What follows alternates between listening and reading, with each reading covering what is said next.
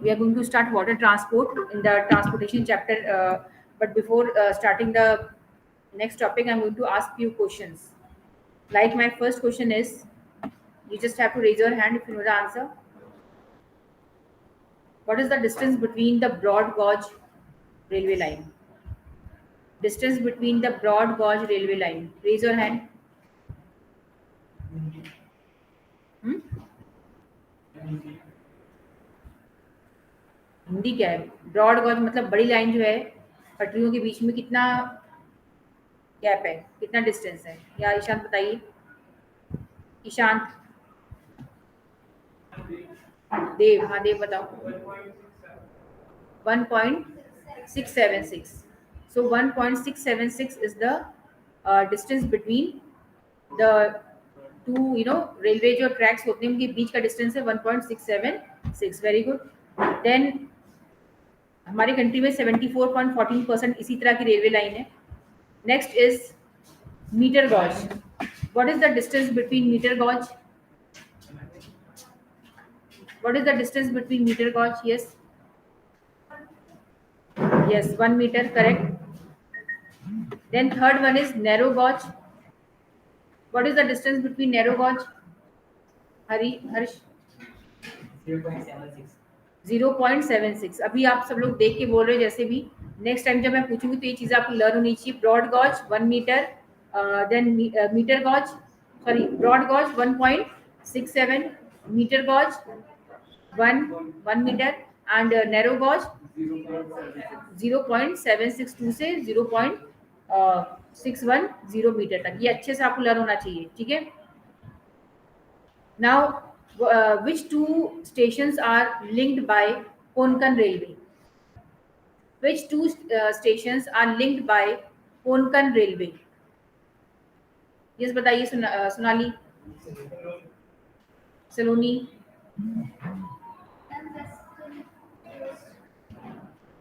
Class attend नहीं किया आपने? अर्चना,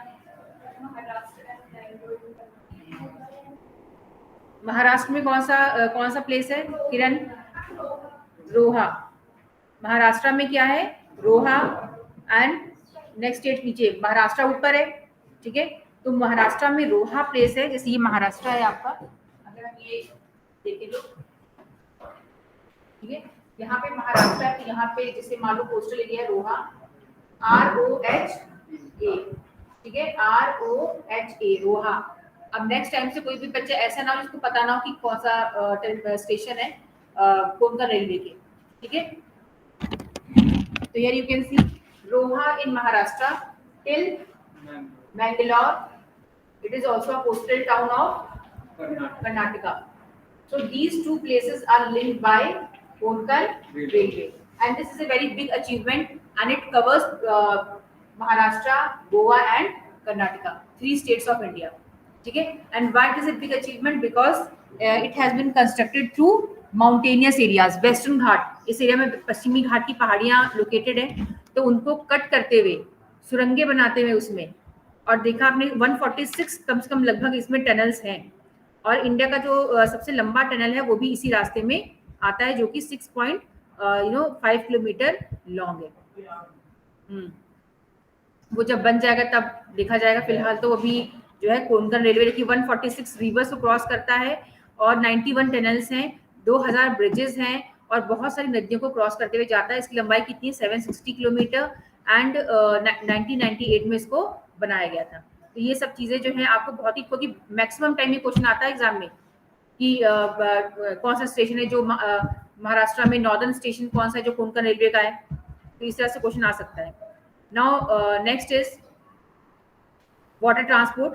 Although I have completed this topic in the previous class only, because but some of the children, they were involved in some activity, so I'm going to teach it again. First is it is very easy. Water transport benefits or merits of water transport, which you should know. First one is that it is an important mode of transport for both passengers and cargo traffic in India. But specially अब passengers का जो है वो decline हो रहा है, because अब हमें लंबी दूरी के लिए जो है लोग प्रेफर करते हैं आपका जो है. अगर इंटरनल की बात करें कंट्री के अंदर, तो roadways and railways people they prefer more On the other hand, if international travel is concerned, then people they prefer airways, क्योंकि अब आप 2-2 महीने कहीं से आप नाव में तैरते हुए नहीं जाएंगे, ठीक है ना, जब तक आप पहुंचेंगे तो आपका काम हो जाएगा। तो अब जो है लोग जो है एयरवेज को ही प्रेफर करते हैं। And but whereas cargo traffic is concern, cargo movement is concern, freight जिसको हम कहते हैं, जो हम सामान बल्कि हैवी एंड बल्कि मटेरियल के लिए सबसे बेस्ट क्या है आपका, वाटर ट्रांसपोर्ट। तब then you cannot use air transport, because air transport cannot carry heavy and bulky materials। तो अगर हमें कोल है, आयरन है और मशीन्स हैं या मैन्युफैक्चर्ड गुड्स हैं, इंडस्ट्रियल गुड्स, अगर हमें एक्सपोर्ट करना है या कहीं से बाहर से कुछ मंगवाना है, फॉर दैट पर्पस ओशनिक जो हमारा ट्रांसपोर्ट होता है, वाटर ट्रांसपोर्ट जो होता है, that is the best. So for heavy and bulky material it is best, it is fuel efficient। अगर हम एयरवेज की कंपैरिजन करें तो फ्यूल इसमें कम लगता है, मैक्सिमम फ्यूल आपको खपत हो जाती है एयरवेज में, इको फ्रेंडली होता है क्योंकि इससे बहुत ज़्यादा पॉल्यूशन भी नहीं होता है। And it is of 2 types, inland waterways and oceanic waterways. Inland मैंने आपको ऑलरेडी बता दिया क्या होता है आपका आंतरिक जलमार्ग। एक देश के अंदर ही जो जलमार्ग होता है उसको हम कहते हैं इनलैंड वाटरवेज, जिसमें आपकी रिवर्स आती हैं, स्ट्रीम्स आती हैं, लेक्स हैं, झील जिसको हम कहते हैं। तो ये जो कैनाल्स, नहरें जो होती हैं, तो ये हमारे क्या है, they are the means of inland navigation. तो अगर आपसे क्वेश्चन आए कि इनलैंड नेविगेशन में क्या क्या आता है, तो आपको क्या मालूम होना चाहिए? So what all comes under inland navigation? First is rivers, lakes and canals। ठीक है, rivers, lakes and canals, streams भी आप लिख सकते हो, लेकिन ये जो 3 इंपॉर्टेंट है, रिवर्स, कैनाल्स एंड लेक्स, इन्हीं में जो है हमारा नेविगेशन होता है। बट नेक्स्ट क्वेश्चन आपका जो बोर्ड में काफी बार आ चुका है वो ये है कि why inland navigation is declining in India. Bharat में अगर हम देखें तो बहुत ही कम जो है नदियों को इस्तेमाल किया जाता है मूवमेंट के लिए, लेकिन हम मैक्सिमम रोडवेज एंड वाटरवेज को, जो रेलवेज उसको इस्तेमाल करते हैं फॉर इंटरनल जो भी हमारा बिजनेस होता है। तो आपसे क्वेश्चन पूछा जा सकता है कि व्हाई इनलैंड नेविगेशन और आंतरिक जलमार्ग जो है उसका यूसेज इंडिया में धीरे धीरे क्या हो रहा है, कम होता जा रहा है।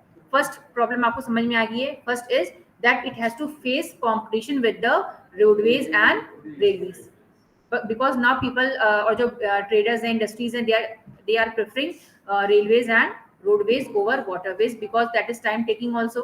ठीक है, और उस ऊपर से हमारे देश में इतना इनलैंड नेविगेशन जो है डेवलप भी नहीं है। तो दूसरी प्रॉब्लम क्या हो गई कि हमारे देश में इनलैंड नेविगेशन बहुत अच्छा डेवलप नहीं है। ठीक है, most of the reverse seasonal है, साउथ इंडिया की स्पेशली, नॉर्थ इंडिया में भी हमारा गंगा और जो है ब्रह्मपुत्रा में थोड़ा बहुत जो है नेविगेशन होता है, तो इतना हमारे इंडिया में इनलैंड नेविगेशन डेवलप है ही नहीं। ठीक है, सेकेंड प्रॉब्लम ये है। थर्ड प्रॉब्लम ये है कि जो नदियां हैं उनको काट कर उनसे कैनाल्स बना के उनका वाटर क्या कर दिया गया है, डाइवर्ट कर दिया गया है। जैसे नदियां आप जानते से हमारी गंगा रिवर यहाँ से निकलती है, तो अब देखिए जगह जगह इसमें से कैनाल्स बना दिए गए। अब हर की पैड़ी जो है वो क्या है, वो it is not the real Ganga. Real Ganga आपकी जो चंडी देवी जो है पुल को क्रॉस करती हुए जाती है, बाकी जो हर की पैड़ी में देखा हो ना आपने वहां पे, वो उसका एक कैनाल है। इसका मतलब क्या हुआ कि आपने उसका पानी जगह जगह काट के डाइवर्ट कर रहे हो, तो मेन जो चैनल है उसमें पानी क्या होता है, कम हो जाता है। अभी यहाँ पे तो ये है, इतनी खेती भी नहीं होती। जैसे ही गंगा यूपी में एंटर करती है, बिहार में एंटर करती है, उसको जगह जगह काट के उससे नहरें बना दी गई है, तो उसका पानी क्या होता है, डाइवर्ट हो जाता है। अब मेन रिवर में इतना पानी ही नहीं होता है, तो फिर उसमें आप बोट उतार नहीं सकते, क्योंकि बोट के लिए क्या गहरा पानी चाहिए, ज्यादा ह्यूज वॉल्यूम ऑफ वाटर चाहिए। तो इससे क्या हो रहा है, because of diversion of water through canals, the water availability in the reverse has now declined, और इसी से हमारा इंलैंड नेविगेशन भी कम हो गया। तो ये 3 फैक्टर समझ में आ गए आपको। Competition, second lack of development, and third diversion of river water through canals for irrigation purpose.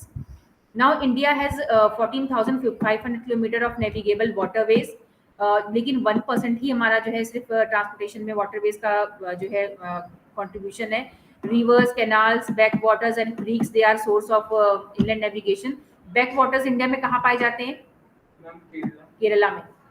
ठीक है, केरला में क्योंकि समुद्र का पानी अंदर आ जाता है। जैसे आप केरल जाएंगे तो वहाँ के एलिप्पी है, एलपूजा, ये सब वहाँ के जो जिले हैं, डिस्ट्रिक्ट्स हैं, वहाँ पे क्या है, समुद्र का पानी अंदर की तरफ आ रखा है, तो उसी को हम क्या कहते हैं, बैक वाटर्स। कभी आपने डिस्कवरी पे या कभी कहीं देखा होगा कि आपने देखा केरल में क्या होता है कि बैक वाटर्स के लिए बहुत बोटिंग बहुत फेमस है, हाउस बोट्स, वहाँ का मेन टूरिज्म का हुआ है। ठीक है, मतलब जैसे घर बने हुए और घरों के बगल में ही हाँ पानी है, तो उसमें उनकी सबकी अपनी अपनी इंडिविजुअल छोटी छोटी जो बोट्स नहीं होती हैं, जो एक नैरो शेप की बोट्स होती हैं, वो सबके घर में प्रेजेंट होती हैं। तो उनको एक जगह से दूसरी जगह जाना है तो वो रोड की जगह क्या इस्तेमाल करते हैं, अपनी बोट्स यूज करते हैं, क्योंकि समुद्र का पानी अंदर आ रखा है। तो उसी को हम कहते हैं पूरे केरल में नहीं, लेकिन जो कोस्टल एरियाज के, जैसे मैंने आपको बताया एलिप्पी है, अल्पूज है, तो वहां पे पूरा पानी अंदर की तरफ आ रखा है और वहां पे राइस की कल्टीवेशन की जाती है, फिशिंग होती है वहां पर, है ना। तो इसको हम कहते हैं बैक वाटर्स ऑफ केरल, जो कि मेन टूरिस्ट अट्रैक्शन है केरल में। हाउस बोटिंग होती है, उसमें बोट्स बड़े बड़े होते हैं, जिसमें पूरा घर बना हुआ है, होटल की टाइप में आप रह सकते हो। तो ये वहाँ का टूरिस्ट अट्रैक्शन, उनका काफी इनकम होती है इससे, ठीक है। तो बैक वाटर्स हो गए। देन हमारे यहाँ पे बोट्स तो काफ़ी हैं, लेकिन उनका इस्तेमाल काफ़ी कम किया जाता है, तो इतना ज़्यादा हम इस पे भी वो नहीं करना है। अब नेक्स्ट उस पे देखिए लिखा है, for the development maintenance regulation of national waterways in the country the inland waterways authority was set up in 1986। इसको अंडरलाइन कर लीजिए। कौन सी अथॉरिटी है जो हमारे पूरे वाटरवेज को मैनेज करती है, कंट्रोल करती है? IWA, inter inland waterways authority. किस ईयर सेटअप हुई थी? 1986 में, ठीक है। और ये देखिए फेमस जो यहाँ की वल्ला कली, आप ये देख रहे हो बोट रेस, नीचे जो पिक्चर दी हुई है, ये वहाँ का फेमस केरल का वल्ला कली वो होता है, एक बोट रेस होती है, जिसमें बहुत सारे लोग एक साथ बैठे होते हैं, मतलब ऐसी नाव होती है ना, ऐसे बिल्कुल ऐसे इस तरह से नाव होती है, उसमें बहुत सारे लोग बैठे होते हैं, कम से कम 50-60 लोग बैठे होते हैं और वो उसमें रेस लगाते हैं। तो बहुत ही फेमस बोट रेस है वल्ला कली, और इसकी जो इसमें जीता उसको राजीव गांधी ट्रॉफी भी मिलती है, क्योंकि राजीव गांधी आए थे सबसे पहली बार जब यहाँ पे स्टार्ट हुआ था, तो कैश प्राइस भी अच्छा खासा मिलता है। Now this table is very important below that picture. Here 3 waterways, जैसे हमारे हाईवेज होते हैं ना, जो इम्पोर्टेंट हमारे रोड्स होते हैं उनको हमने हाईवेज का नाम दिया, वैसे ही हमारे जो इम्पोर्टेंट वाटरवेज हैं देश के अंदर, उनको हमने क्या दिया? नेशनल वाटरवेज, ठीक है। तो नेशनल वाटरवे नंबर 1 कौन सा है हमारा? रिवर गंगा। नेशनल वाटरवे 2 में कौन सा है? रिवर ब्रह्मपुत्रा। और नेशनल वाटरवे 3 क्या है? एक नहर है जो कि कुट्टापुरम और कोलम स्ट्रेच में, मतलब आपके साउथ इंडिया में कर्नाटका केरल होते हुए। अब हम देखते हैं नेशनल वाटरवे नंबर 1 कौन सी रिवर है? आपको सब पता ही है कि Ganga is the most important river of India. तो जो सबसे बड़ा हाईवे हमारा नेशनल वाटरवे है हमारा, वो कौन सा है? रिवर गंगा के ऊपर 1600, लेकिन पूरी रिवर गंगा नहीं है। कहाँ से स्टार्ट हो रहा है? इलाहाबाद उत्तर प्रदेश से लेके हल्दिया। Where is Haldia? कलकत्ता में नहीं है, कलकत्ता तो अलग ही है, वेस्ट बंगाल में। कलकत्ता तो खुद एक सिटी है वेस्ट बंगाल की, आपको पता है ना। Kolkata is not a state, it is a city, capital of West Bengal.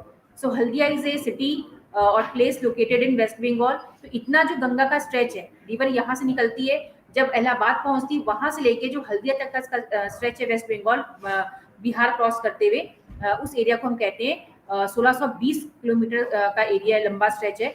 इसको हम कहते हैं नेशनल वाटरवे नंबर 1, क्योंकि मैक्सिमम शिप्स का आना जाना उसी में रहता है। Then it is most important waterway in India which is navigable by mechanical boats up to Patna. Patna तक mechanical boats जाती हैं and by ordinary boats up to Haridwar. मतलब पटना के उधर मैकेनिकल बोट्स और पटना के इधर, पटना के इधर क्या आता है? यूपी का जो एरिया है और उत्तराखंड। तो यहाँ पे कैसे मूवमेंट होता है? Through boats. लेकिन हरिद्वार में इतना ज्यादा नहीं होता, लेकिन थोड़ा बहुत बोटिंग होती है। It is divided into 3 parts for development purpose. Haldia to Farakka, Farakka to Patna. Haldia West Bengal में ही है, फरक्का कहाँ है? फरक्का बराज बना हुआ है, बहुत बड़ा बराज है, जैसे बराज नहीं है आपका, वैसे बहुत बड़ा बराज बना हुआ है गंगा रिवर के ऊपर। फरक्का एक शहर है वेस्ट बंगाल में। कहाँ पे? फरक्का, वेस्ट बंगाल। और फरक्का से ही जो गंगा नदी है वो डाइवर्ट होके फिर वहां एंटर कर जाती है बांग्लादेश में, फरक्का से, ठीक है। तो फरक्का से हल्दिया, फरक्का से पटना, एंड देन पटना से इलाहाबाद। मतलब टुकड़ों में डिवाइड कर दिया गया कि भाई इतना स्ट्रेच, इतना स्ट्रेच, इतना स्ट्रेच फॉर डेवलपमेंट पर्पस। और अथॉरिटी डिवाइड कर दी कि भाई इसे ये स्टेट इसको देखेगा, ये स्टेट इसको देखेगा, ये स्टेट इसको देखेगा।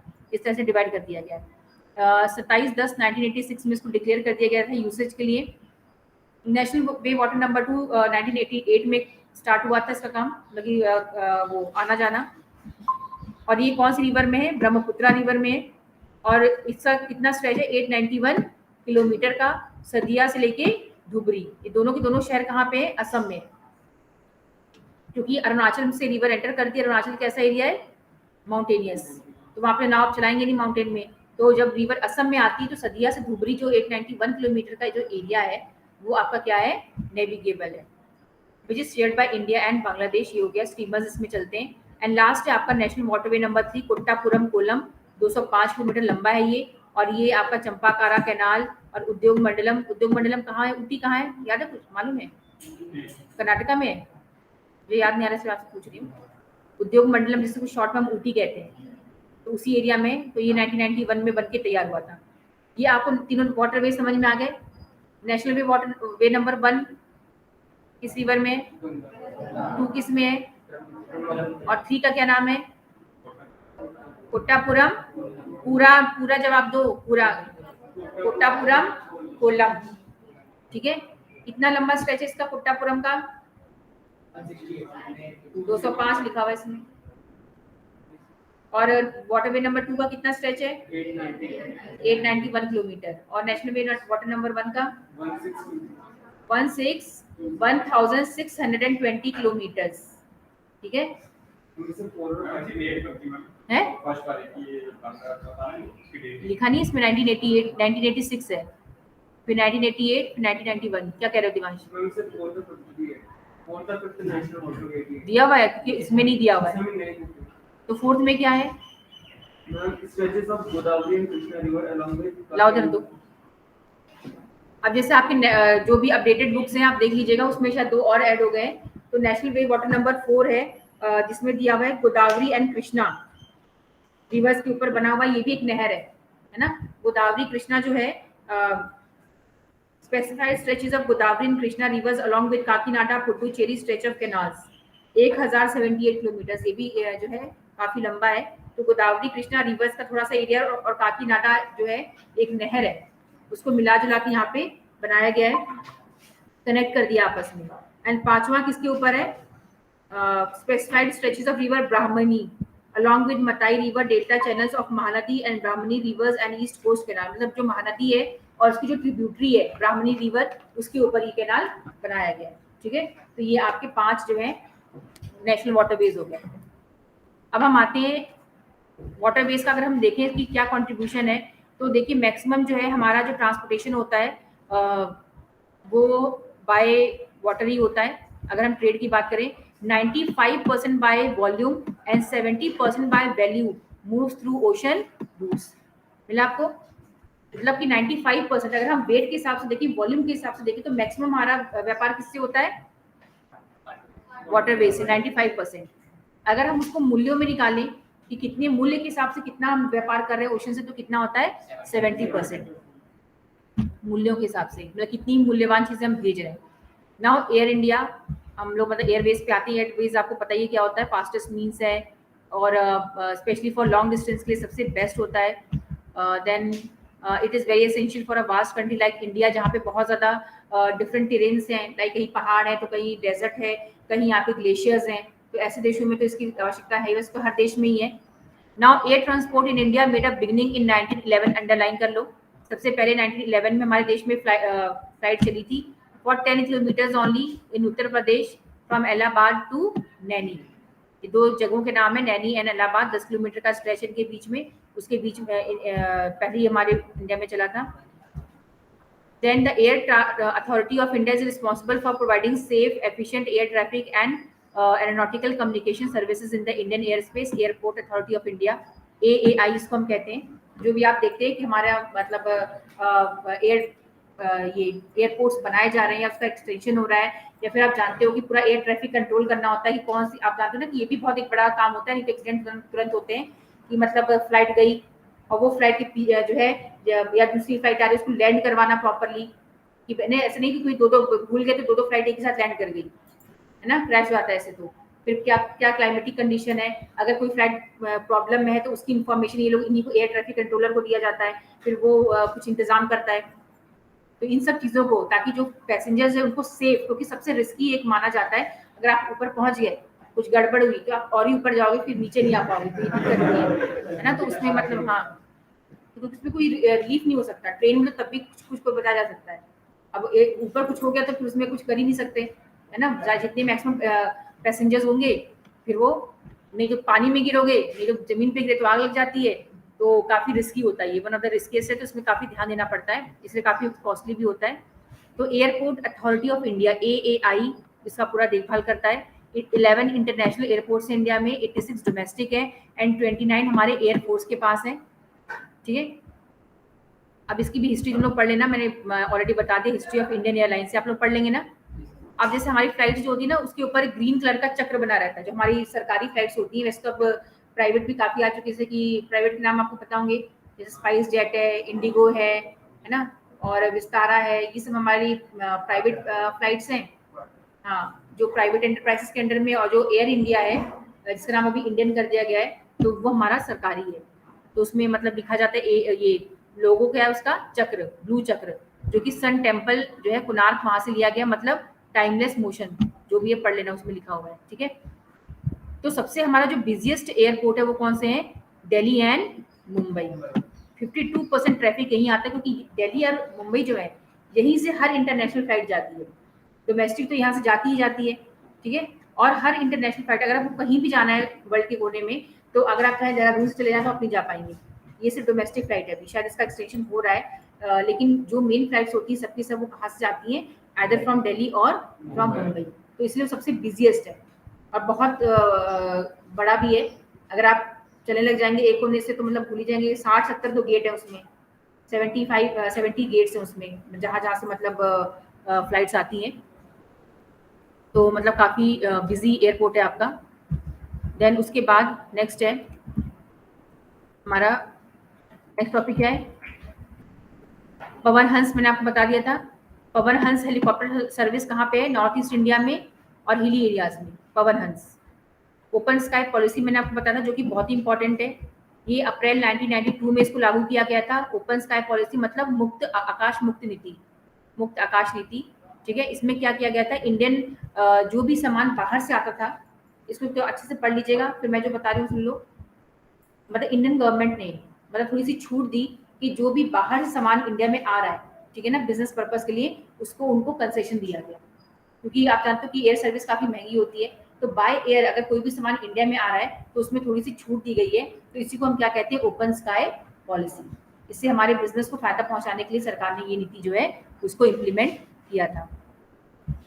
नाउ नेक्स्ट है ऑयल एंड गैस पाइपलाइन। ये सब आप जानती हो कि ऑयल एंड गैस पाइपलाइन क्या होता है। हमारे देश में जो ऑयल एक्सप्लोरेशन का काम करता है वो कौन करता है, ऑयल, OIL, इसका फुल फॉर्म क्या है, ऑयल इंडिया लिमिटेड। और वो किस मिनिस्ट्री के अंडर में, ministry of petroleum and natural gas. इसका काम क्या है, ऑयल को एक्सप्लोर करना, production and transportation, crude oil and natural gas. It was incorporated in 1959। Asia's first cross-country pipeline covering a distance of 115 kilometre was, कौन सा है, अच्छा, ऑयल जो है वो इंडिया में नहीं विदेशों में भी इसका पूरा नेटवर्क काम करता है। By oil from Naharkatiya oil field in Assam to Barauni refinery in Bihar. ये मतलब पहली जो है पाइपलाइन इंडिया में कंस्ट्रक्ट की गई थी। नहरकटिया कहाँ पे है, असम में, और बरौनी कहाँ पर है, बिहार में। It was further extended up to Kanpur. फिर इसको बरौनी से कहाँ लेकर आ गए, कानपुर तक इसको एक्सटेंड कर दिया इन 1966। Another extensive network of pipeline has been constructed in the western region of India with Ankleshwar, कोयाली, ये दोनों दोनों ऑयल रिफाइनरीज हैं। कहाँ पर है, गुजरात में। मुंबई हाई कहाँ पर है, अरब सागर में। कोयाली अगेन आप जानते ही हो, हजीरा, विजयपुर, जगदीशपुर, जिसको हम कहते हैं HVJ पाइपलाइन, जिसके बारे में मैंने आपको पहले ही बताया था। हजीरा कहाँ पर है, गुजरात में। विजयपुर MP में है, मध्य प्रदेश में, और जगदीशपुर उत्तर प्रदेश में। तो इनको पाइपलाइन मतलब गुजरात, मध्य प्रदेश और उत्तर प्रदेश, इनको कनेक्ट किया गया थ्रू पाइपलाइन, और यहाँ से क्रूड ऑयल जो है पहुंचाया जाता है, और भी मथुरा जाता है। मथुरा में इसकी क्या होती है, रिफाइनरी होती है। देन अदर पाइपलाइंस कौन सी, सलाया गुजरात, मथुरा, ये कंस्ट्रक्ट किया गया है। सलाया कहाँ पे, गुजरात। तो मथुरा में जो क्रूड ऑयल आता है, कच्चा तेल जो आता है, वो भी कहाँ से भी आता है, वो सलाया से भी आता है। देन गुजरात से पंजाब, जलंधर वाया मथुरा, मतलब मथुरा से फिर कहाँ पहुंचा दिया गया, गुजरात से मथुरा, मथुरा से Punjab, Jalandhar. All is in the process of constructing 660 kilometre long pipeline from Numaligarh to Siliguri. Siliguri कहाँ पर है, ये भी असम में ही है। तो मतलब ये प्रपोज है कि इसको कंस्ट्रक्ट किया जाएगा। तो ये सारी पाइपलाइन पढ़ लेना। मेन इसमें कौन सी, HVJ है, ठीक है, इसको पढ़ लेना। नाउ कम्युनिकेशन नेटवर्क्स के बारे में हम लोग पढ़ते हैं। कम्युनिकेशन नेटवर्क भी आप थोड़ा सा इसको खुद डिटेल में इसका इंट्रोडक्शन पढ़ लेना। कम्युनिकेशन आप जानते हो, कम्युनिकेशन क्या होता है? अपनी बात को एक जगह से दूसरी जगह पहुंचाना, अपने वर्ड्स को, अपने मैसेजेस को, अपने आइडियाज को कम्युनिकेट करना, मतलब स्प्रेड करना, पहुंचाना। अब जैसे मैं आपसे क्या कर रही हूँ, I am doing communication with you, ये क्या है? वन टू वन जो है सामने बैठा हुआ जो फिजिकल कम्युनिकेशन है, मैं आपको कुछ बोल रही हूँ, आप सुन रहे हो। बट इसके अलावा जब आपके पास कोई फिजिकली प्रेजेंट ना हो और आप अपनी बातें बतानी हो, तो आप डिफरेंट मीन्स यूज करते हो, ठीक है। लाइक आजकल के टाइम में हमारे पास पर्सनल कम्युनिकेशन होता है एंड मास कम्युनिकेशन के डिफरेंट मीडियम्स होते हैं, जिसके थ्रू हम कम्युनिकेशन कहते हैं, उसको हम क्या कहते हैं? मीन्स ऑफ कम्युनिकेशन या फिर मीडियम ऑफ कम्युनिकेशन, ठीक है। तो अब जैसे मैं आपसे कम्युनिकेट कर रही हूँ, दिस इज ओरल कम्युनिकेशन और हम लोग फेस टू फेस कर रहे हैं। लेकिन अगर मेरे पास कोई आदमी नहीं है और दूर बैठा हुआ, तो मुझे उससे अगर बात करनी है, एक मुझे अपने फादर से बात करनी है, तो मेरा वो कौन सा कम्युनिकेशन होगा? पर्सनल कम्युनिकेशन, पर्सनल कम्युनिकेशन होगा। और वो मैं किसके थ्रू करूंगी? मोबाइल, ठीक है। तो दो तरह के कम्युनिकेशन होते हैं, एक होता है पर्सनल कम्युनिकेशन, दूसरा होता है मास कम्युनिकेशन। पर्सनल मतलब 1 to 1 और मास मतलब क्या होता है? जब एक समय में आप लाखों लोगों से कम्युनिकेट करना चाहते हो, उसको हम मास कम्युनिकेशन कहते हैं। पर्सनल कम्युनिकेशन के मीडियम्स क्या क्या होते हैं? एक तो मोबाइल हो गया, टेलीफोन जिसको हम कहते हैं, लेटर, चिट्ठी लिखकर भी हम अपनी बात कह सकते हैं, then fax, email and internet, ठीक है। ईमेल, अब हम किसी को मेल भेज रहे हैं, तो हम उसी आदमी को भेजते जिसको हम चाहते हैं, तो हमने मतलब उसको मेल कर दिया। कभी कभी एक से ज्यादा, 2 को 4 को भी हम मेल कर सकते हैं। देन इंटरनेट, इंटरनेट मतलब सामने भी, अब जैसे मैं काम कर रही हूँ, इसमें कोई इंसान तो नहीं है, लेकिन मैं अपनी बातों को छाप रही हूँ, तो मेरे सामने वो चीजें आ रही हूँ, तो ये भी मेरा कम्युनिकेशन हुआ। कि जो गूगल जो है, गूगल आज के टाइम में सबसे बड़ा एक वो है ना, इंफॉर्मेशन डेटा है, इसके थ्रू हम लोग सारी इंफॉर्मेशन जानते हैं। एंड मास कम्युनिकेशन मतलब एक समय में बहुत सारे लोगों के साथ कम्युनिकेट करना, लाइक रेडियो, टीवी या cinema, satellite, newspaper, magazine, books, public meeting, seminars and conferences. These are the examples of mass communication. जैसे हमें सरकार को कोई अपनी बात बतानी है, या कोई हमें एक ही साथ बहुत सारे लोगों को कुछ अवेयरनेस देना, या कुछ भी बात है, तो वो हम किसके थ्रू करते हैं? मास कम्युनिकेशन के through. Now personal communication system क्या होता है? हाँ, पर्सनल कम्युनिकेशन सिस्टम मैंने आपको बता दिया है, एक बार आप इसकी रीडिंग करिए जरा। Among all the personal communication system, internet is the most effective. लेकिन इसमें आपके ऊपर क्या फोकस किया जा रहा है? इंटरनेट के ऊपर, क्योंकि आजकल इंटरनेट का जमाना है। It is widely used in urban areas, ठीक है। इसके फीचर्स क्या है? It is used in urban areas and it enables the users to establish direct contact through email to get access to the world of knowledge and information. www का full form क्या होता है? World wide web.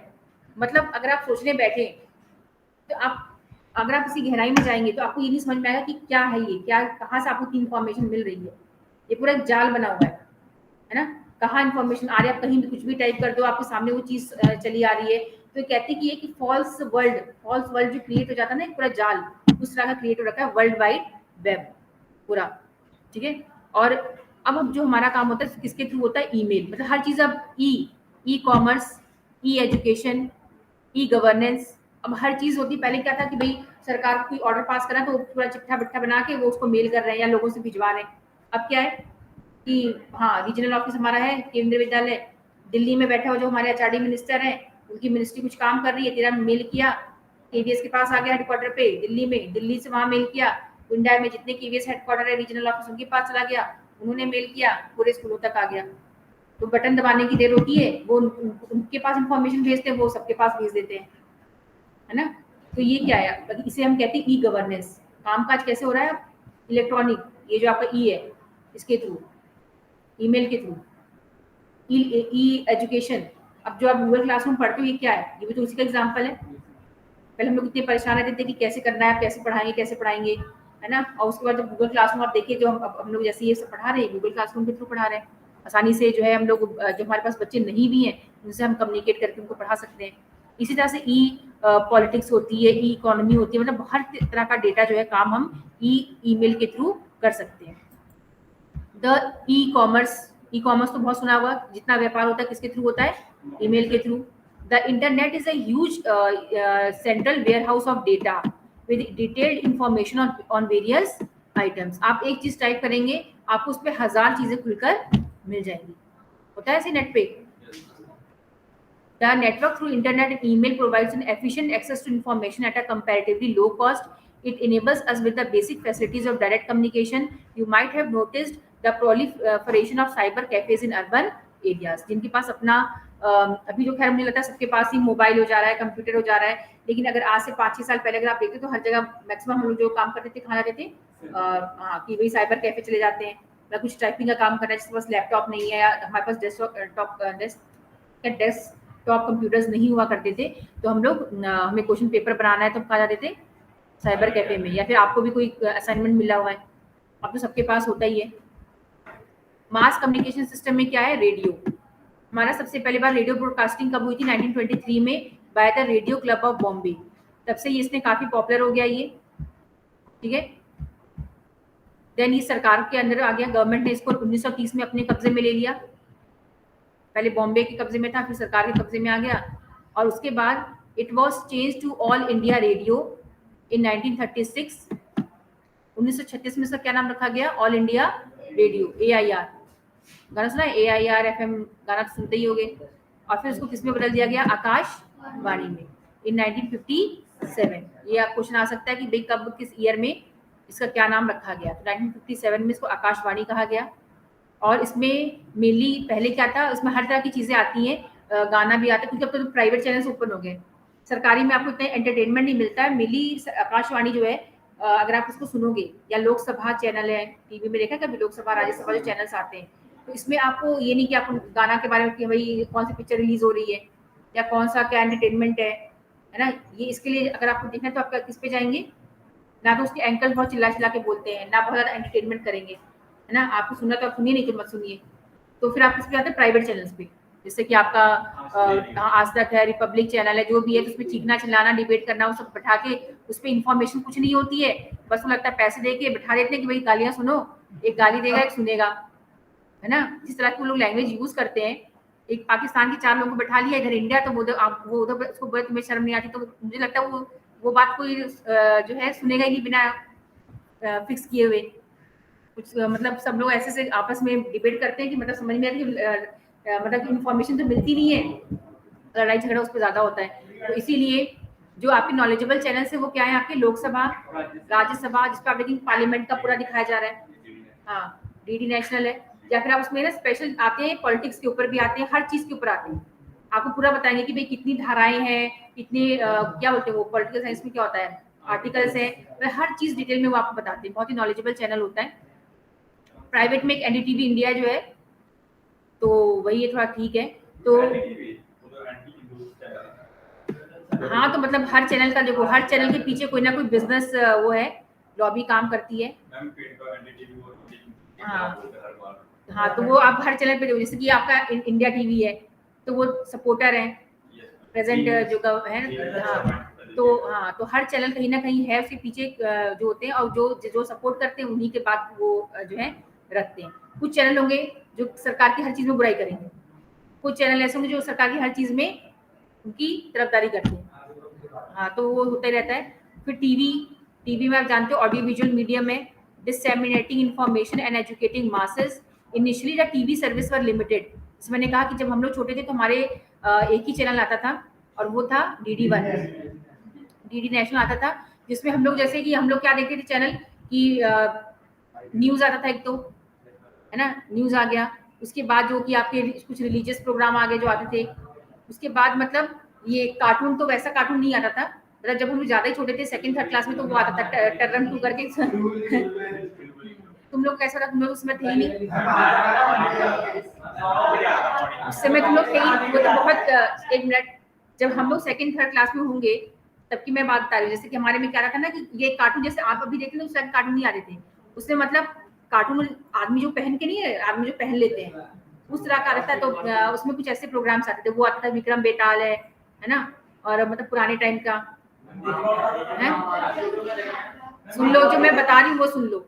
मैं आपको क्या बताना चाहती हूँ कि मतलब उस समय बहुत ही लिमिटेड प्रोग्राम आते थे, और हम लोग मतलब बहुत ही इच्छुक रहते थे, हाँ हमें ये चीज देखनी है, मतलब हमें। और जैसे कि एक प्रोग्राम आता था बच्चों का नटखट करके, तो उसमें मतलब जितनी पहन लेते ऊपर से कवर करके, तो वो नटखट, वो खरगोश बने हुए ऐसे करके, लेकिन उसमें भी नॉलेज की ही चीजें बताई जाती थी, ले दे के उसमें भी ना कि बच्चों के लिए ऐसे करो ये सब जो है, या कुछ नॉलेज की। फिर 4 बजते चौपाल, चौपाल में क्या होता था कि वो पेड़ के नीचे खटिया बिछा के सब बैठ गए और आपस में डिस्कस करें कि हमें भाई खेती ऐसे करनी चाहिए, ऐसे करनी चाहिए, है ना। तो मतलब हर चीज का नॉलेज बेस्ड होता था, एंटरटेनमेंट बेस्ड कमी था। तो मतलब उस समय उसके बाद सेकंड चैनल जो स्टार्ट हुआ है वो आपका हुआ है मेट्रो चैनल। आपका उसका आपने नाम भी नहीं सुना होगा, मेट्रो चैनल शुरू हुआ था। तो वो हमारे लिए बहुत बड़ी बात होती थी क्योंकि उसमें थोड़ा सा एंटरटेनमेंट ज्यादा था, क्योंकि शायद वो प्राइवेट चैनल था। वो दूरदर्शन तो भाई सरकारी चैनल था, तो उसमें तो फालतू चीजें दिखाते नहीं थे। तो उसमें शुरू हो गया। उसके कुछ टाइम बाद जैसे ही 2000 आया है या 1998 95 इस टाइम में सैटेलाइट पूरा कम्युनिकेशन एकदम उसमें बूस्टअप हो गया भाई, वो तो बहुत ही एडवांस हो गया। और उसके बाद आज के टाइम में आप देखिए हजारों चैनल टीवी पर आ रहे हैं। इसके बाद बताऊंगी स्पेशली, मैं तो बताऊंगी अकेले में आराम से कि बिग बॉस मतलब जो है उसमें आ रहा था नहीं आ रहा था, ठीक है। तो रेडियो है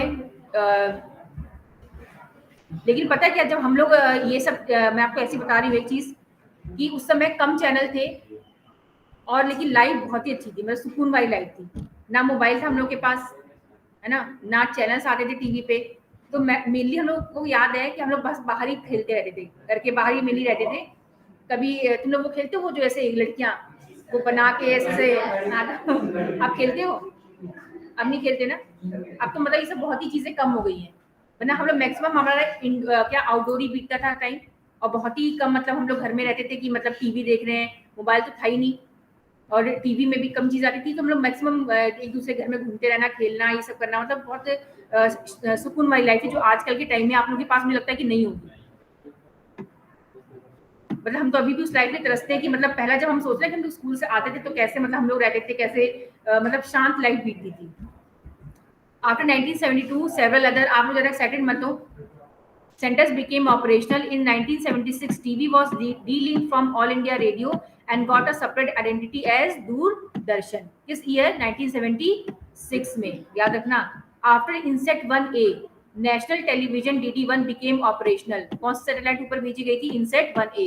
तब जाके हमारा दूरदर्शन जो है उसने काम करना शुरू किया है। Common national program were started for the entire network and its services were extended to the backward and remote rural areas. तो सबसे पहला जो हमारा चैनल था दूरदर्शन था और काफी मतलब बहुत ही अच्छे उस पर प्रोग्राम आते थे, क्वालिटेटिव प्रोग्राम्स आते थे। Now satellite communication.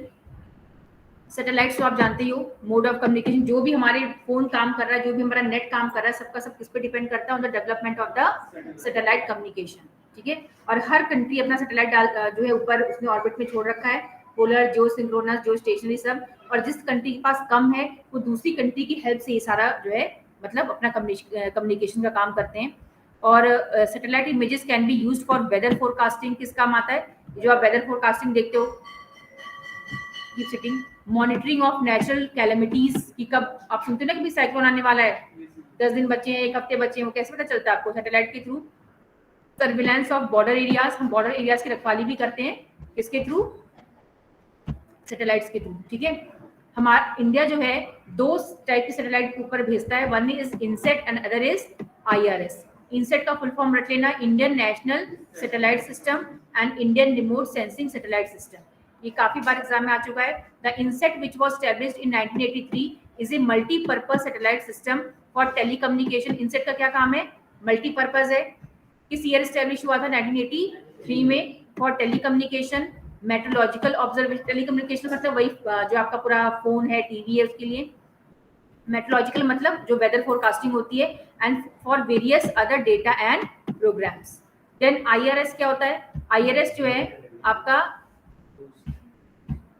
Keep quiet, ये IRS 1A सबसे पहले लॉन्च हुआ था इन 1988 में फ्रॉम बैकन्यूर इन रशिया। उस समय हमारे पास लॉन्चिंग पैड्स नहीं हुआ करते थे, जैसे कि हमें कोई भी सैटेलाइट लॉन्च करने के लिए हमें PSLV चाहिए था ना, लॉन्चिंग पैड, लॉन्चिंग जो व्हीकल होता है वो चाहिए होता है, जो कि सैटेलाइट को ऊपर छोड़कर आता है। तो हमारे पास जो है उसकी कमी थी। India has also developed her own launching vehicle, PSLV, polar satellite launch vehicle. These satellites collect data in several spectral bands and transmit them to the ground stations for various uses. Satellite क्या करते हैं? पृथ्वी की pictures लेते हैं, जो है sensor से data collect करते हैं और वो वापस पृथ्वी पर भेज देते हैं, जहाँ पे सेंटर्स बने होते हैं। जो भी उनका सेंटर का रिकॉर्डिंग होती है उसमें रिकॉर्ड हो जाता है और उसके थ्रू उसकी स्टडी करते हैं। और इंडियन रिमोट सेंसिंग जो सैटेलाइट्स इसकी एजेंसी कहाँ पे, हैदराबाद में, नेशनल रिमोट सेंसिंग एजेंसी। पता है आप लोग जो ज्योग्राफी से ये पढ़ाई कर रहे हो ना, ज्योग्राफी में इसका स्कोप बहुत है। जो IRS है ना ये सिस्टम रिमोट सेंसिंग, इंडियन हमारे ज्योग्राफी के पढ़े हुए कई बच्चे जो हैं, जो जिन्होंने हमारा MA किया था, कई लोग जो है इंडियन रिमोट सेंसिंग इंस्टीट्यूट में काम भी करते हैं। लेकिन क्या प्रॉब्लम है कि अगर आपका ह्यूमैनिटीज बैकग्राउंड है तो थोड़ी दिक्कत हो जाती है। सर आपका भी हो जाएगा क्योंकि बहुत लोगों ने ट्रेनिंग ली थी और उसके बाद उनको प्लेसमेंट भी मिल गया, तो ज्योग्राफी वालों को इसमें काफ़ी लेते हैं। लेकिन अगर आपका साइंस का बैकग्राउंड है तो और अच्छा हो जाता है, थोड़ा सा वैसा माइंड होना चाहिए साइंटिफिक टाइप का। तो लेकिन हैदराबाद में these are very useful in the management of natural resources. तो एक बात याद रखना, इंसेट जो होता है वो मल्टीपर्पज होता है, वो telecommunication, communication, then data programming, metrological observation सबके लिए काम आता है। जबकि IRS सिर्फ किसके लिए होता है, फॉर द रिसोर्स मैनेजमेंट, कि कौन सा रिसोर्स कहाँ पे प्रेजेंट है उसके लिए काम आता है। ठीक है, कब लॉन्च हुआ, क्या लॉन्च हुआ, कहाँ पे इसका सेंटर है, सब अच्छे से इसको पढ़ लेना। अब ये चैप्टर आपका खत्म होता है, फिनिश होता है, इसको रीडिंग कर लेना। काफी इंफॉर्मेशनल चैप्टर है, काफी कुछ एग्जाम में इसमें पूछा जा सकता है। अब